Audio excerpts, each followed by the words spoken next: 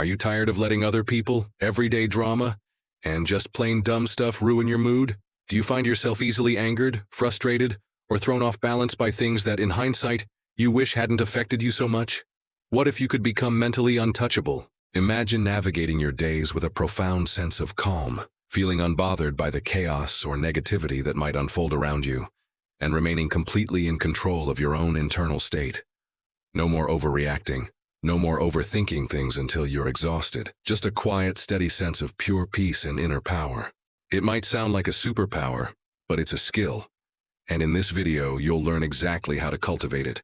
We're going to explore timeless philosophical insights and practical psychological strategies that can help you build an unshakable mindset. Welcome to Mind Architect Lab, Practical Philosophy and Psychology. We're here to help you apply ancient wisdom and modern science to master your mind and live a more fulfilling life. So, what is the secret to unlocking this profound inner stability, even when chaos seems to reign supreme all around you? Stay with me, because we're about to lay out the blueprint. First, let's acknowledge that getting angry or bothered is a normal human experience. Our brains are wired with a negativity bias, and emotional reactions have, at times, served an evolutionary purpose. However, in our modern lives, many of our triggers and reactions are not about immediate survival. Instead, they're often learned habits, responses based on unexamined perspectives, or the result of letting external events dictate our internal weather. The goal here isn't to become emotionless like a robot, suppressing what you feel. True emotional mastery is about something far more powerful. It's about achieving freedom from being controlled by those negative emotions.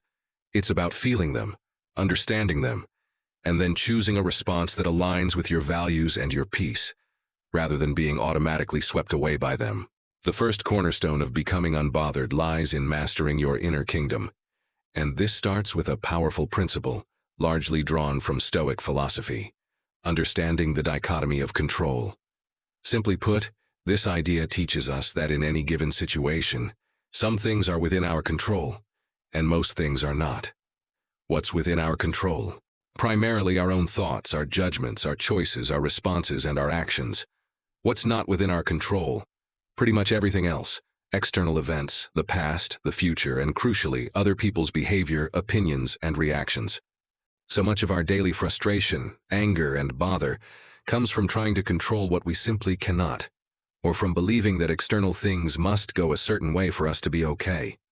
When you truly internalize this distinction, you begin to shift your energy. Instead of wasting it fighting against the uncontrollable, you redirect it towards mastering your own responses. For example, imagine someone cuts you off in traffic or a colleague makes a rude comment. You cannot control their driving or their words. They did what they did. But you absolutely can control how you react. Do you let it escalate your anger, ruin your commute, or sour your workday? Or do you choose to acknowledge it without letting it penetrate your peace? The choice to remain unbothered, to not give your power away to that external event or person, is entirely yours. Take a moment to think about something that recently annoyed you. What part of that situation was genuinely outside of your control, and what part was your reaction, your internal response?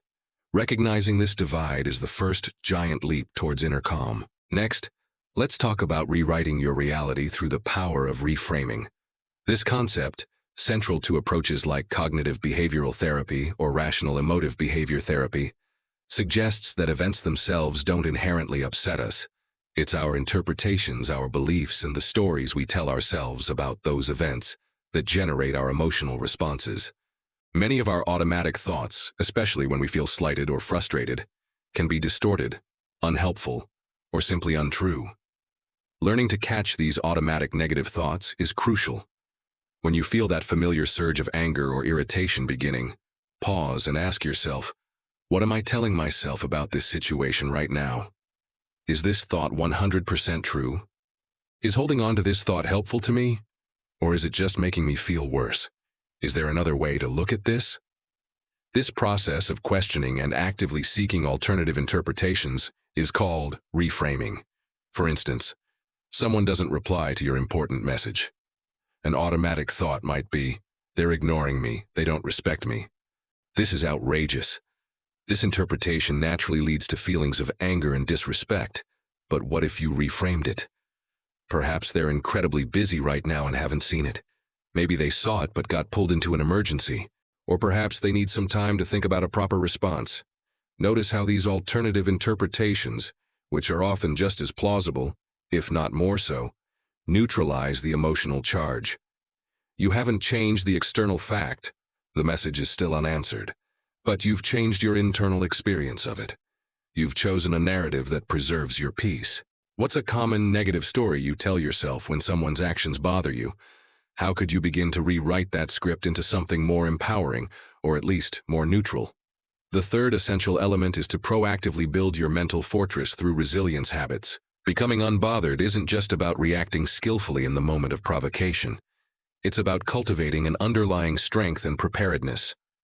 One powerful Stoic practice for this is called premeditatio malorum, or the premeditation of evils. This doesn't mean dwelling on negativity or expecting the worst in a fearful way. Instead, it involves briefly and calmly contemplating things that could go wrong, or ways people might annoy you during the day. The purpose is to mentally prepare and desensitize yourself, so that if these things do occur, they have less emotional impact. You've already considered the possibility. You might think, okay, this person often complains in meetings. If they do so today, I've already decided I will listen for any valid points, but I will not let their general negativity derail my focus or my mood. Another proactive habit is mindful detachment. This involves practicing the skill of observing your thoughts and feelings as they arise, without immediately identifying with them or acting on them. It's like stepping back and watching them float by like clouds in the sky. A brief pause, a conscious breath before you react, can create a crucial space between a trigger and your response. In that space lies your power to choose. Finally, consider setting internal boundaries. This isn't about building walls to keep people out, nor is it about trying to control others. It's about deciding beforehand what you will and will not allow to disturb your internal peace. It's an internal commitment to protect your own serenity. For example, you might decide, I will not engage in pointless arguments today, or I will not let someone else's bad mood become my own. What is one small habit, perhaps a few minutes of negative visualization in the morning, or practicing a mindful pause before responding, that you could start today to proactively build your unbothered muscle? So to bring it all together, the journey to becoming truly unbothered, to achieving that state of calm and collected inner power, involves a conscious and consistent effort in 3 key areas. First, mastering your focus by understanding and applying the dichotomy of control, knowing what is yours to manage and what is not. Second, mastering your interpretations by actively reframing the stories you tell yourself about events and people's actions. And third, mastering your preparation by proactively building mental and emotional resilience through consistent habits. The profound inner stability we talked about at the beginning, that ability to remain calm and in control even when external circumstances are challenging, isn't some elusive secret or a trait you're born with or without. It is the direct result of consistently applying these timeless psychological and philosophical tools. It's a skill, and like any skill, it is cultivated over time through practice. It leads to what the Stoics called ataraxia, a state of serene calmness, of robust tranquility and inner freedom. This isn't about becoming a cold, unfeeling robot, devoid of human emotion. It's about experiencing the full spectrum of your emotions, even the challenging ones, without being enslaved by them. It's about choosing wisdom over reactivity, peace over perturbation, and strength over stress. You now have the foundational understanding and some actionable strategies to significantly reduce how often and how intensely you get angered or bothered by people and circumstances. You possess the blueprint to build that calm, unbothered, and genuinely powerful mindset you desire. The power to change your inner world, regardless of the outer world, truly lies within you. If you're ready to continue leveling up your mindset and explore more practical philosophy and psychology for a better life, make sure to subscribe to Mind Architect Lab. We're dedicated to bringing you insights that make a real difference, and we'd love to hear from you.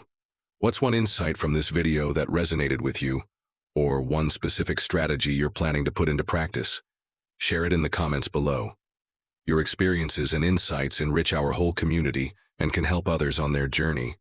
And finally, if this discussion was valuable to you, please give this video a like. It helps us know what content serves you best.